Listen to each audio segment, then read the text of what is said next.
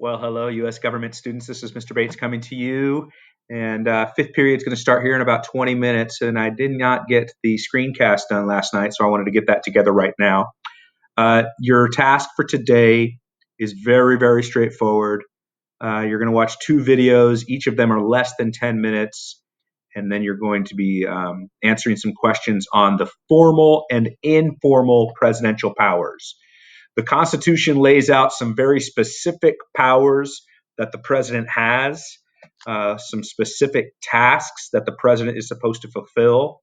And then there are other things that are not necessarily written down in the Constitution. These are called informal powers, things that the president does, even though it's not necessarily written in the Constitution.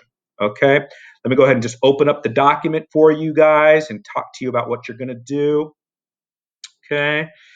Crash Course Presidential Powers Part 1. You'll click here. It'll take you to the Crash Course video on Presidential Powers Part 1. Okay. And this is the formal powers of the presidency. The formal powers of the presidency, express powers in the Constitution. The video is about 6 minutes long. As you watch that video, you'll answer questions. And you see here, it says pause at 2:03. Pause at 2:29, pause at 3:09, pause at 3:55. So it tells you for the first video exactly where you're going to find the answers to the questions. Okay, so you'll answer those questions, and then you'll watch another video, and these are the informal powers. Informal powers, remember, these are powers that are not expressly written down in the Constitution. Okay, and this video is a little bit longer. It's 8 minutes long.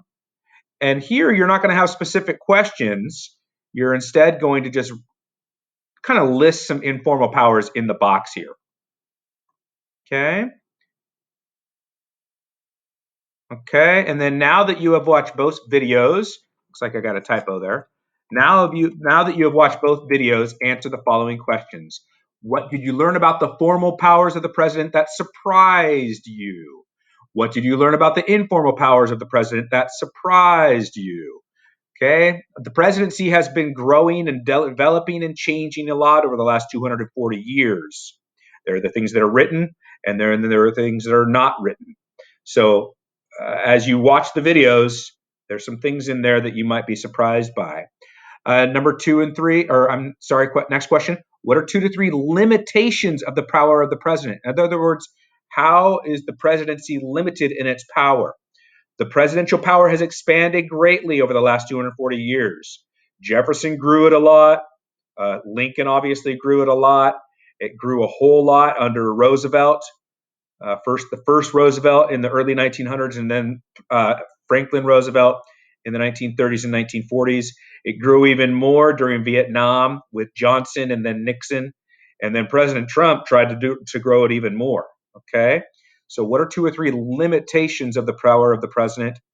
Next, what do you think a president's most important power is? Why? Use evidence to support your answer. What's the most important power of the president? Next, what is one way the president can spend money without the approval of Congress?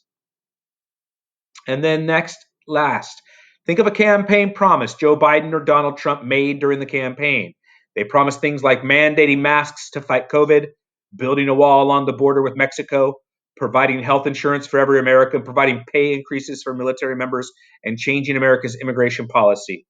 Does the president have the power to act independently, or would they need congressional approval? Okay, so think about one power that either Biden promised or Trump promised, and then does the president have the power to act independent of Congress, or does Congress need to approve that power and explain?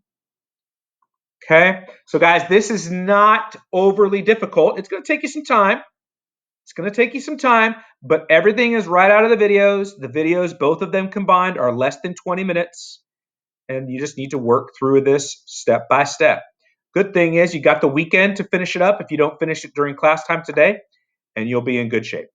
That's all we got. We will see you during class 32 when we will continue to learn about the presidential branch, the executive branch of the U.S. government. Take care. Have a great weekend. Bye-bye.